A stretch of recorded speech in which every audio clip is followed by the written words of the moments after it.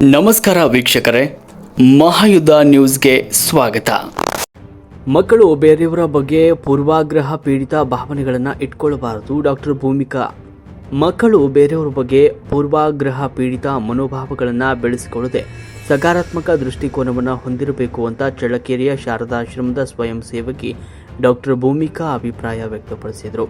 ನಗರದ ವಾಸವಿ ಕಾಲೋನಿಯ ಶಾರದಾಶ್ರಮದಲ್ಲಿ ಮಕ್ಕಳಿಗಾಗಿ ಆಯೋಜಿಸಿದ್ದ ವಾರದ ವಿವೇಕ ವಿಹಾರ ವಿದ್ಯಾರ್ಥಿ ಶಿಬಿರ ಕಾರ್ಯಕ್ರಮದಲ್ಲಿ ಭಾಗವಹಿಸಿ ಅವರು ನೀತಿ ಕಥೆ ಹೇಳ್ತಾ ಮಾತನಾಡಿದರು. ಶಿಬಿರದ ನಿಮಿತ್ತ ಯತೀಶಂ ಸಿದ್ದಾಪುರ ಅವರ ನೇತೃತ್ವದಲ್ಲಿ ಮಕ್ಕಳಿಂದ ಧ್ಯಾನ, ಓಂಕಾರ, ದಿವ್ಯತ್ರಯರ ಪ್ರಮಾಣ ಮಂತ್ರ, ಶ್ರೀರಾಮಕೃಷ್ಣರ ನಾಮಸ್ಮರಣೆ, ಸ್ವಾಮಿ ವಿವೇಕಾನಂದರ ಶಕ್ತಿ ಮಂತ್ರ, ಸ್ವದೇಶ ಮಂತ್ರ, ಚೈತನ್ಯದಾಯಕ ನುಡಿಗಳ ಪಠಣ, ಭಜನೆ ನಡೆದರೆ ಸಂತೋಷ್ ಅವರು ವಿವಿಧ ಆಟಗಳನ್ನು ಆಡಿಸಿದರು. ಕೊನೆಯಲ್ಲಿ ಅಮ್ಮ ಶಾರದಾ ಮಾತೆ ಹೇಳುವಿಕೆ, ಜೈಕಾರ, ಪ್ರಸಾದ ವಿನಿಯೋಗ ನಡೆಯಿತು. ತರಗತಿಯಲ್ಲಿ ಮಾತಾಜಿ ತ್ಯಾಗಮಯಿ, ಹರ್ಷಿತಾ, ಚರಣ್ಯ, ಸಹನಾ, ವಿವಿಕ್ತ, ಯಶಸ್, ವೈಷ್ಣವಿ, ಚಿರಣ್ಯ, ಭಾವನಾ, ವರ್ಷ ಪಾಲ್ಗೊಂಡಿದ್ದರು. ವರದಿ ಯತೀಶಂ ಸಿದ್ದಾಪುರ್, ಮಹಾಯುಧ ನ್ಯೂಸ್, ಚಳ್ಳಕೆರೆ.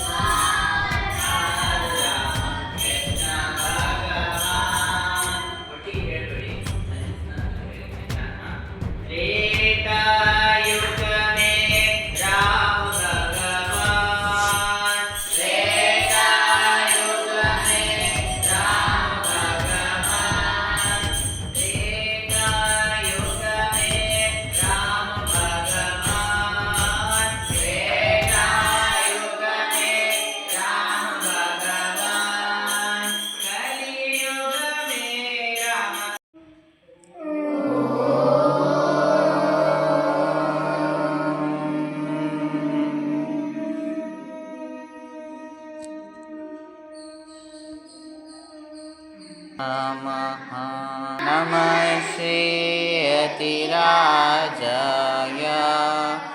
विवेकानंद सच्चित्.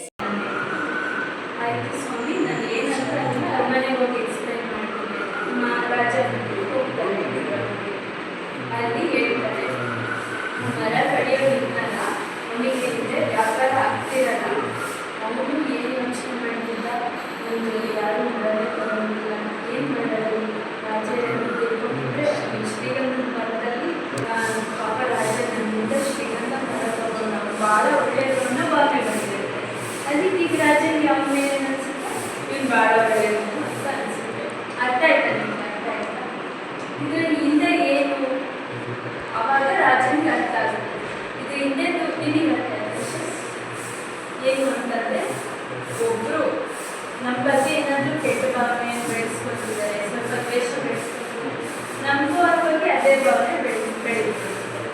ಅಥವಾ ನಾವು ಬೇರೆಯವ್ರ ಬಗ್ಗೆ ಏನಾದರೂ ಕೆಟ್ಟದಾಗ ಯೋಚನೆ ಮಾಡ್ತೀವಿ, ಅವ್ರಿಗೆ ನೋಡಿ ಅವ್ರಿಗೆ ಅದಿದೆ ಅಂತ ನಾವು ಈಗೋ ಪಡ್ತೀವಲ್ಲ, ಅಥವಾ ಜೆಲಸ್ ಆಗ್ತೀವಲ್ಲ. ಜೆಲಸ್ ಅಂದರೆ ಗೊತ್ತಲ್ಲ, ಅವ್ರ ಹತ್ರ ಹೇಳಿ ನನ್ನ ಹತ್ರ ಅವನಿಗೆ ಮಿಸ್ಬಿಟ್ಟು ಅನಿಸ್ತು, ನಾವು ನಿಮ್ಗೆ ಅನಿಸ್ಬಿಟ್ಟು ಅವ್ರ ಬಗ್ಗೆ ನಾವು ಸ್ವಲ್ಪ ಇದು ಬೆಳೆಸ್ಕೊತೀವಲ್ಲ, ಅದು ಬೆಳೆಸ್ಕೊಂಡಾಗ ಅವರಿಗೂ ನಮ್ಮ ಬಗ್ಗೆ ಅದೇ ಥರ ಭಾವನೆ ಬೆಳೆಯುತ್ತೆ. ಅರ್ಥ ಆಗ್ತಿದೆ ನಿಮಗೆ? ಅರ್ಥ ಆಗ್ತಾ ಖಂಡಿತ ಅರ್ಥ ಆಗಿದೆ. ಬೇರೆಯವ್ರ ಬಗ್ಗೆ ಯಾವಾಗಲೂ ಇನ್ನೂ ಗೊತ್ತಿಲ್ಲದೆ ಅವ್ರ ಬಗ್ಗೆ ಇನ್ನೂ ಯೋಚನೆ ಮಾಡಬಾರ್ದು. ಯಾವಾಗಲೂ ನಿಮ್ಮ ಫ್ರೆಂಡ್ಸ್ ನಡುವೆ, ನಿಮ್ಮ ಅಪ್ಪ ಅಮ್ಮ, ಅಜ್ಜಿ ತಾತ, ನಿಮ್ಮ ರಿಲೇಟಿವ್ಸ್ ನಡುವೆ ಯಾವಾಗಲೂ ಎಲ್ಲರ ಬಗ್ಗೆ ಒಳ್ಳೆಯ ರೀತಿಯಿಂದಲೇ ಯೋಚನೆ ಮಾಡಬೇಕು. ಯಾಕಂದರೆ ಎಲ್ಲರಲ್ಲೂ ಕೆಟ್ಟ ಹ್ಯಾಬಿಟ್ಸ್ ಇರುತ್ತೆ, ಗುಡ್ ಹ್ಯಾಬಿಟ್ಸ್ ಇರುತ್ತೆ. ನಮ್ಮಲ್ಲೂ ಇರುತ್ತೆ, ನಮಗೆ ಗೊತ್ತಾಗಲ್ಲ.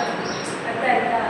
ನಮ್ಮಲ್ಲೂ ಬ್ಯಾಡ್ ಹ್ಯಾಬಿಟ್ಸ್ ಇರುತ್ತೆ, ಅದನ್ನು ನೋಡಿ ಬೇರೆಯವ್ರ ಬಗ್ಗೆ ಅಲ್ವಾ? ಅದಕ್ಕೆ ನಾವು ಯಾರ ಬಗ್ಗೆಯೂ ಯಾವುದೇ ರೀತಿ ಮಾತಾಡಬಾರ್ದು, ಚಾಡಿ ಹೇಳ್ಬಾರ್ದು, ಮನಸ್ಸಲ್ಲೂ ಅನ್ಕೋಬಾರ್ದು. ಎಲ್ಲರೂ ಒಳ್ಳೆಯದು, ಎಲ್ಲರೂ